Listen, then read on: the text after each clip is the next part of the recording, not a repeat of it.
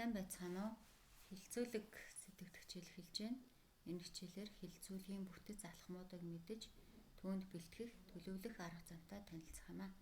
За тэгэхээр хилцүүлэг гэдэг үг нь ерөнхийдөө хилцүүлэх үеийн нэрийг хэлж байна. Харин хилэлцэх гэдэг нь харилцан ярилцах, зөвшөлдөх юм. За хилцүүлэг нь ерөнхийдөө дөрвөн бүтэцтэй. Нэгдүгээр сэдвээ сонгоно, хоёрдугаарт баримт мэдээлэл цуглуулна, гуравдугаарт хилцүүлэгт оролцох, дөрөвт үр дүн нэгтгэж шийдвэрлэх гэсэн ерөнхий бүтцийн дагуу явагдана. За хилцүүлэгт бэлтгэх, оролцох арга барилыг мэдхийн тулд нэгдүгээрт ажиглалт хийх хэрэгтэй. Хоёрдугаарт идэвхтэй сонсох, гуравдугаарт бэлтгэл хийх. За бэлтгэх буюу оролцохдоо хилцүүлгийн асуулт бэлтэх.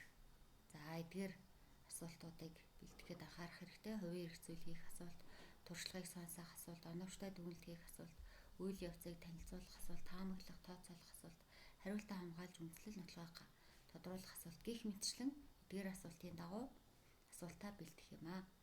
За хилцүүлэгт оролцохдоо эдгээр зарчмыг баримтлах ёстой. Нэгдүгээрт сэдвийн хүрээнд тодорхой зэгцтэй, ойлгомжтой, өөртөө итгэлтэй ярих, санал нийлэхгүй, шоолох, буруу гэх мэт үйлдэл гаргахгүй байх, биеийн илэмжээ эрг байлгах, хилцүүлэгт өөрийгөө дөвөл гэж хамгаалахгүй байх, бусад оролцогчдод хилцүүлэлт хувь нэмрээ оруулах боломжийг олгох, бусдын яриаг дуустал сонсох, ярианы цагаа баримтлах зэрэг зарчмыг баримтлах нь зүйтэй юм аа.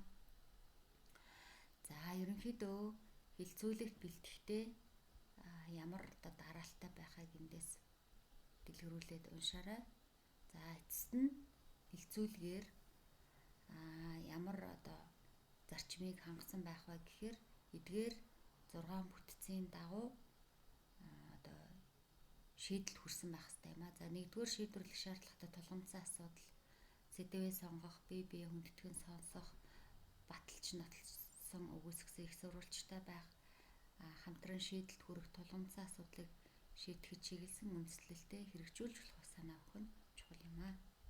За ингээд хичээлийн дараах зорилгоо өгч илгээгээрэй. Амжилт хүсье.